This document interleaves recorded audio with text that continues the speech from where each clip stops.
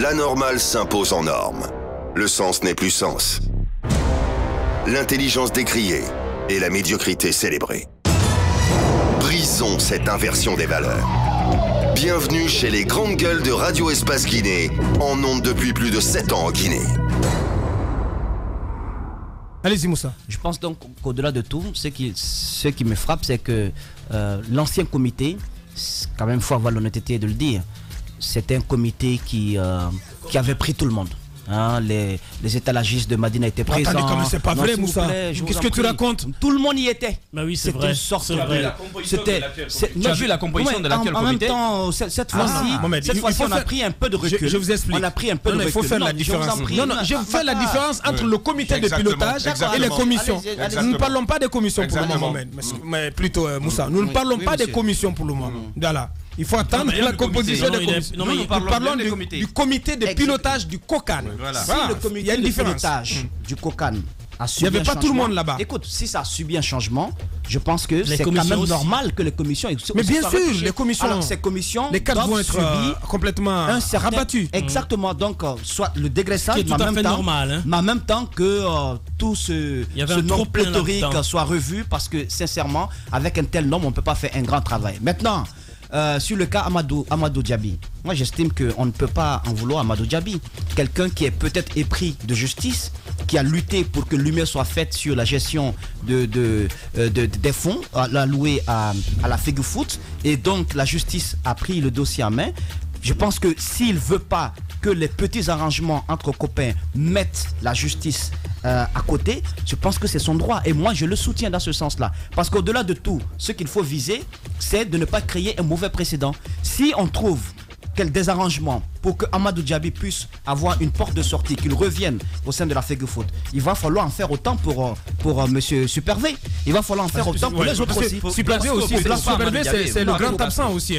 C'est le grand absent, c'est un acteur majeur du football guinéen. Exactement, donc si on fait cet arrangement... Si on reprend Blasco, c'est normal que Supervé aussi fasse partie de Bocan. Alors, imaginez... Alors qu'ils sont accusés des mêmes délits. Alors, imaginez alors, pour Antonio Soares, qui souhaite propulser le football guinéen sur la scène internationale, africaine et internationale, qui souhaite prouver à la FIFA, au monde entier que c'est une nouvelle gestion, qu'on a mis fin à tout ce qui est petit arrangement entre copains, et qu'on en vienne à cela. Moi je sais que c'est le Premier ministre qui est à la manœuvre, parce qu'il s'agit quand même d'une question d'amitié, il s'agit de ne pas laver le linge sale en famille, mais on ne peut pas laver le linge sale en famille dès que la justice s'est saisie d'un dossier.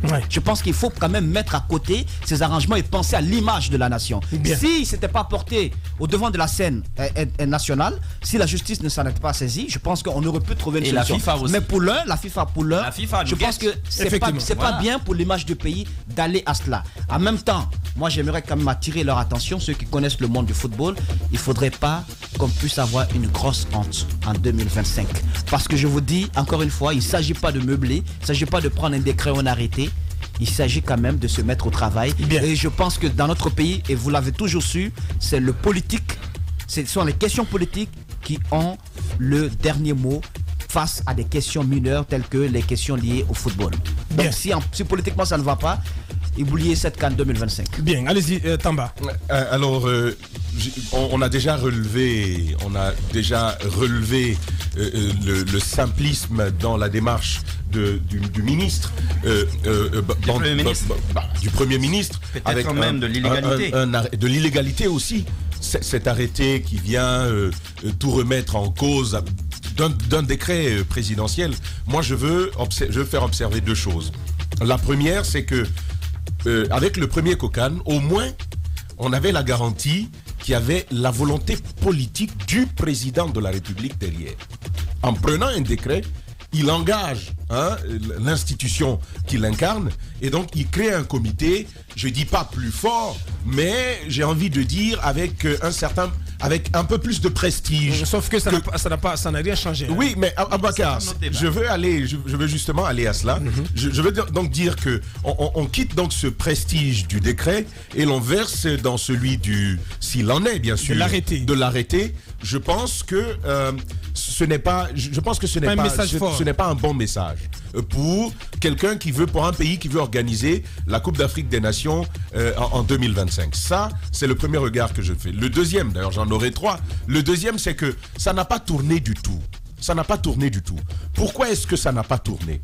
Est-ce qu'on s'est posé toutes les questions qui devaient être posées? Le comité dont on a parlé, c'est vrai, ils n'étaient pas nombreux. Je crois qu'il y avait 3 présidents autour de ce comité-là. Antonio Soiré, Mathurin Bangura et KPC. Ils ne se sont pas vraiment réunis. Je pense qu'ils se sont vus... Le pauvre Mathurin, il n'est que simple membre. Ah ben Abakar, sur le premier comité, je pense qu'ils ne se sont vus qu'une seule fois. Sauf si il y a une autre information que j'ai pas. Mais jusqu'à dernièrement, ils ne s'étaient réunis qu'une seule fois. Plusieurs années après la création de ce comité-là. Pourquoi est-ce que ça n'a pas tourné? Est-ce une histoire d'ego, une histoire d'intérêt, un manque de volonté réelle de permettre que le COCAN puisse tourner? Est-ce qu'on a tiré les leçons de l'échec de cette situation?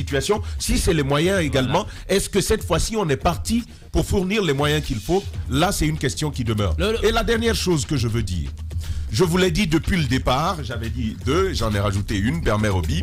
Donc la dernière chose que je veux rajouter à Boubacar Diallo, moi je l'ai dit dès le départ. Ouais. On vient faire quoi dans cette histoire-là?